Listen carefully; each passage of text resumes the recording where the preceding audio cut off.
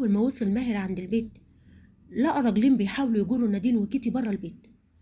جري عليهم ماهر ضربهم وأخد نادين وكيتي وراح على فندق صغير بعيد في مكان تاني، ولكن قريب من المكان اللي كانوا مخبيين فيه علام المنفلوطي. وبعد ما دخل الغرفة سابهم ونزل اشترى بتادين ومعقم ولاصقات طبية وأكل، وحاول يتصل باللواء نجدي عشان يبلغه إنه بخير وإن في عصفورة في الفريق. كمان طلب من اللواء نجدي عنوان لمكان آمن، لأن هو معاه شخصين لازم يحميهم ويرجعهم معاه مصر.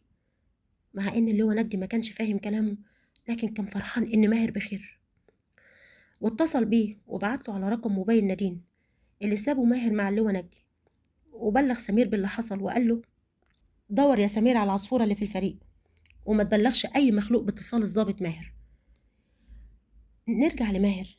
لما رجع الفندق عطى نادين شنطة الأكل وشنطة العلاج عشان تداوي نفسها وكيتي، وسألها: مين دول؟ وكانوا عايزين منكم إيه؟ قالت له نادين: ده واحد من معارف باكوتا، شكله كان عارف شكلي فشافني النهاردة بالصدفة في الفندق وفضل مراقبني لحد ما عرف البيت. الحمد لله إنك لحقتنا وأنقذتنا منهم. قال لها ماهر: الحمد لله. ردت نادين وقالت له: بس المصيبة الأكبر دلوقتي إنه أكيد بلغ باكوتا وأكيد هيقدر يوصل لي تاني، أنا لازم أهرب من البلد دي. قال لها ماهر: فين موبايلك؟ قالت له: في الشنطة. طلع الموبايل وكان فاصل شحن، فطلع الشاحن وشحنه، وأول لما فتح التليفون كان عنوان المكان الآمن وصل.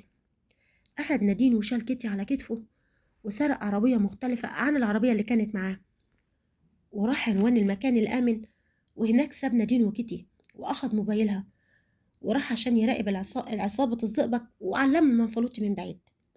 وتاني يوم في الميعاد اللي كان متفق عليه مع اللواء نجدي اتصل عليه وكلمه فيديو، وأخيرا شاف اللواء نجدي وأصدقائه كريم وسمير. تأليف مي جابر، أداء صوتي لمياء الوكيل.